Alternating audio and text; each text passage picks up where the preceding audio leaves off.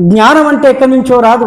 ఏ చదువుల వల్ల, ఏ గురువుల వల్ల చేప పిల్ల ఈదగలిగేనో, ఏ చదువుల వల్ల, ఏ గురువుల వల్ల పక్షి పిల్ల ఎగరగలిగేనో, నిజంగా ఆకాశంలో ఎగిరే పక్షికి ఎవరు పాఠాలు చెప్పలా, అది ఏ స్కూల్లో చదువుకోలా, దానికి ఎవరో నిత్యం జ్ఞానం బోధించలా, నీళ్లలో కదిలాడే చేప పిల్లకి ఎవరు జ్ఞానం నేర్పలా, అది ఏ స్కూల్కి వెళ్ళలేదు, ఏ పంతులు, ఏ గురువు టీచర్ గా లేడు.